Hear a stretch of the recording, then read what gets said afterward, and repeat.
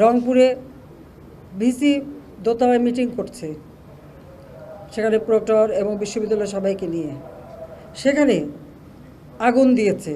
গাড়িটাই তো পুড়িয়েছি, বাড়ির ভিতরে আগুন দিয়েছে। পুলিশ যখন উদ্ধার করতে গেছে পুলিশের উপরে হামলা করেছে। হ্যাঁ, পুলিশের গুলিতে একজন মারা গেছে। যেই মারা যাক সে তো বাবা মার সন্তান, আমরা সেজন্য সত্যি দুঃখ প্রকাশ করি। এবং তার বাড়ি রংপুর পীরগঞ্জ, ওখানে আমরা যাতে তার কাফন দাফন সব কিছু ব্যবস্থা করে দিয়েছিলাম। ছাত্রলীগের কয়েকজন নেতাকর্মীকে কিভাবে হত্যা করেছে। চট্টগ্রামে 6 তলার উপর থেকে ছুঁড়ে ছুঁড়ে নিচে ফেলেছে। যারা জীবন বাঁচাতে ঝুলে আছে জানলা শিক ধরে, তাদের উপরে পাথর মেরেছে, হাত পায়ের রগ কেটেছে, 7 জন ছাত্রকে হত্যা করেছে। এবং এইরকম হত্যাযোগ্য আরও অনেক জায়গায়, সব বিস্তারিত বলে বোধহয় শেষ করা যাবে না। পুলিশের গাড়ি, র্যাবের গাড়ির ভিতরে র্যাবকে যেভাবে হত্যা করা। গাজীপুরে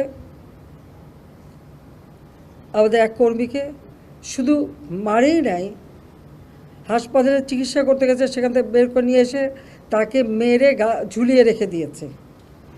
পুলিশ সেই উত্তরা ইসলামী হাসপাতাল চিকিৎসা করতে গেছে আহত পুলিশ, তাকে হাসপাতাল থেকে টেনে বের করে রাস্তায় ফেলে তাকে সেখানে কুপিয়ে কুপিয়ে হত্যা করেছে। পুলিশকে মেরে ঝুলিয়ে রেখেছে।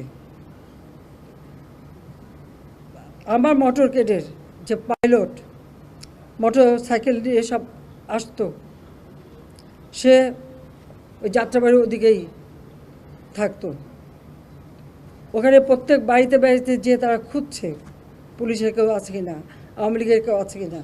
ও যখন ওখান থেকে বের হয়ে আসছিল কাজে যাবে, তাকে সেখানে মেরে ফেলে রেখে দিয়েছিল। যখন এখানে আসে না, খোঁজ করে দেখে তার লাশ পড়ে আছে। এইভাবে একদিকে হত্যাকাণ্ড, একদিকে জ্বালাও পোড়াও। 2013, 2014, 2015 এই জ্বালাও পোড়া হত্যাকাণ্ড আমরা দেখেছি। আবার শুরু করলো এই 2024 সালে, যখন দেশটা এই দীর্ঘ 15টা বছর রাত দিন পরিশ্রম করে প্রতিটি প্রতিষ্ঠান তৈরি করেছি। এই প্রতিষ্ঠানগুলি কাদের জন্য?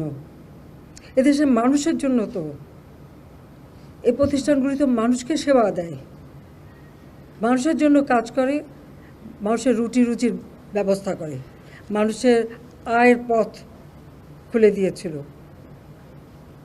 সেই প্রতিষ্ঠানগুলি একে একে পুড়িয়ে ফেলা।